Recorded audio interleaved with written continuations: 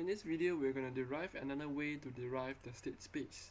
Okay, so this comes from this video. If you want to watch, you can watch this video at this particular time, alright, where you start to see how to derive that thing. So I actually apply what he have taught to actually apply to what we have learned, alright. But we might not get the same answer of the state space, most probably because we may actually have a different definitions of x1 and x2.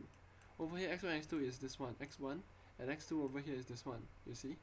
So in terms of state space, you're going to choose your state. Alright, so this is the point where it goes a little bit different.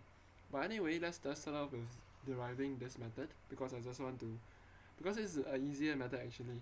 Alright, but anyway, let's just go on and see how it goes. Alright, this z domain system, which we have always been using all along. Okay, the first step, you need to know that if you have a t squared over 2 z plus 1, alright, z minus 1 square, please take note that your constant over here you're going to write in terms of like this. Okay, you're going to write in terms of together with the numerator, is what we are saying, right? So this is one key step you need to know still. Alright, it's the same thing. So the next step, I'm going to rearrange in terms of z. When I was next, I'll just expand this thing first. Okay, I should expand this thing first. So I will have is this thing over here. Okay, then I'm going to rearrange by multiplying z minus 2 and z minus 2. So I'm rearranging and multiply by 1. Alright, so I'm just simply rearranging stuff. Okay, so what I would have is t squared over 2. So z times z minus 2, I would have z minus 1. Alright, plus 1 times z minus 2, sorry, 1 times z minus 2 is actually z minus 2. Okay, and then over here I would have z squared times z minus 2, I have 1, right, because z2 times z minus 2, I will have z to the power of 0, which is equals to 1. Table. Next, minus 2z times z minus 2, I will have minus 2z minus 1. And then 1 times z minus 2, I have plus z minus 2. Okay, so I rearranged in this form, which is equals still to your yz over your uz, a transfer function. And then next, I'm going to multiply this thing with this one, multiply this thing with this one. Okay, what I have is this thing. Okay, so this thing multiplied by this, I will have this thing multiplied by this thing. Alright, I'll have this form over here. Okay, and then you do yourself lah. Okay, I'll not prove to you that, but let's continue. So next, I'll write in terms of yz. Okay, I'll write in terms of yz. So what I would have is this thing. Okay, so I bring this to this side. So if from minus I change to plus, I bring the plus, I change it to the other side, is minus. Alright, same thing. So I bring them all along to the other side lah. Okay, in other words. Next, I'll factorize out my z minus 1. Okay, so I'll factorize z minus 1 from all of them. So what I would have is, alright, t squared over 2, alright, uz. So I factorize out my z minus 1, plus, if I factorize z minus 1, I'll still have a z minus 1. So I have a z minus 1 over here, uz, okay, plus z minus 1 factorized out, I'll have 2yz, okay. And over here, if I were to factorize out z minus 1, I'll have z minus 1yz. Okay? Next, over here I can see that there is z minus 1 and z minus 1 also. So I'll just simply rearrange them together at one section. Okay? So I will, how should I'll bring this. Okay, I'll bring this over here. Okay, and I'll just bring this over here at the side.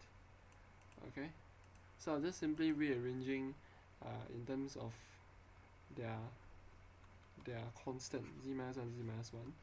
Alright, and I can then factorize them out. Okay, so what I will have is, okay, so this thing over here, I factorize out the z minus 1, I will have this thing over here lah. Okay, I just simply factorizing out the z minus 1 from both sides. Okay, and then this thing over here, I have still my y over z table. Right, so I have this thing over here lah. I just bring it all the way down. Okay, So now I'll just specify a certain definitions. I'll call this dude over here x2, okay, and I'll call this over here as x1k. Okay, so I can simply rewrite everything as this. Okay, your x2k is equals to this form, your x1k is equals to yz is equals to this thing. Okay, so your yz is equals to your x1k. So I think it's a standard way to define your x1k in terms of yz. Where s2k you just rewrite as this form. Alright, this is the standard way of doing so. But at least you get to see that at this point of time z minus 1, alright, with the inner z minus 1 straight away you know it's x2k. Okay, at least you get to see its easier form. Okay, but in any way, okay, next I'll rewrite this thing as x2k. Alright, since I already know it's x2k, so what I would have is equals to, alright, your x1k. Alright, next I'll just bring this z over to the other side, or just simply multiply everything in terms of z. Okay, so what I would have is that this is zx1k. Alright, and then this thing over here will be equals to this portion all over here. Alright, you see?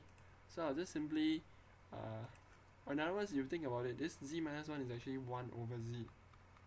So if 1 over z, I have to bring it to the other side. So if this is 1 over z, I have to bring it to the top, I'll have z lah. Alright, so I think you get what I mean already. Okay, and then next, I'll just write everything in terms of x2k also. Okay, actually this is what I'm doing. In fact, I'm doing a new step that is different from him, right, from the video that is shown in here. Alright, but I'm trying out something, so yeah, if you don't mind, since you're already here already. So I have this thing over here. Alright, so you know that x2k is equals to this thing. Alright, so I'll just bring, you know, because x2k is equals to this, right?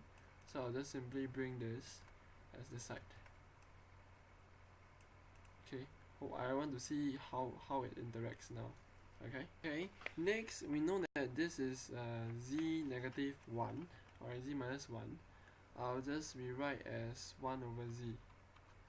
Okay, and see how it goes. Okay, I really cock eye. This one is x2k. Alright, this one is x1k. How can I rearrange them in terms of, wait sorry, my fault. Never mind, let's continue. I think we can multiply everything by z and see how it goes. Okay, if I have to multiply everything by z, I would have over here I have z squared x1k, okay, minus t squared over 2 z u z, alright, minus 2z yz is equals to your t squared over 2 uz minus yz. Okay, and then next thing what I'm gonna do, I think I'm going in circles after I'm doing quite a lot of stuff. But anyway, so in this case, alright, you have your zx1 is equals to this thing.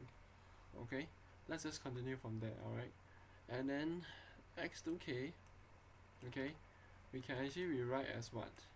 Okay, I can bring this inverse to the other side, so I would have zx2k is equals to t squared over 2 uz minus yz, right? So since I know that this is equals to this, I'll just bring it to the side.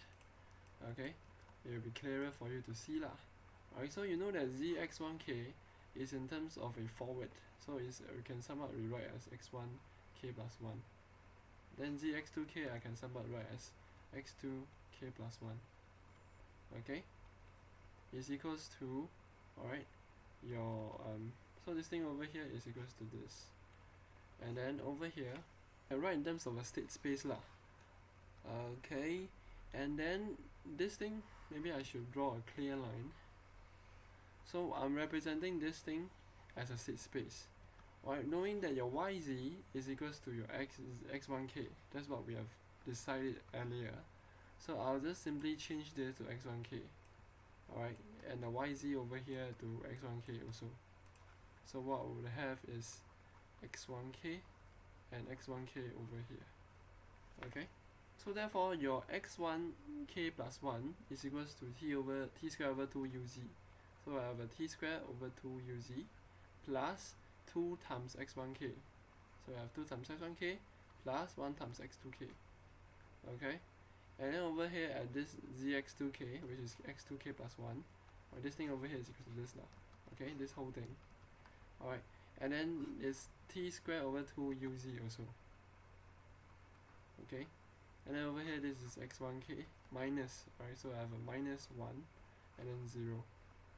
Okay, is it? No, sorry. Minus x1k is minus 1 times x1k, so it's minus 1 and 0. Okay, and then we know that yk is equals to x1k, right? Which, well, we are shown over here. So I will write as 1 and 0, and that's all. So if you think about it, this state space is a bit different from the state space that we have derived earlier. It's this form. Okay, so this form is clearly different from this form. Alright, but however, alright, they comes from the same transfer function. Alright, so this is why when we choose our x1 and x2, alright, there is something that you're gonna know what to choose. Okay, so these are the things that is really tough to define. Okay, so therefore I'll just leave you to think about it for this case. Alright, for the state space, how can you eventually get the actual state space from your original system? Okay, so this is something that is really a little bit different. This should be UK. Sorry, I actually didn't write properly. Okay, but anyway, any of the case, alright, you would want to represent in terms of this form, because this is the original state space that we want, right? We actually derive all the way to here. Alright, so this thing over here, you see, from a different method, we derive the same using the same transfer function, but we get the different state space. From the previous part was this one, and this corresponds to the original one back in the derivations at this parts, these videos.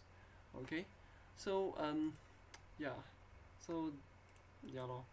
But anyway, leave you to think about it lah. And yeah.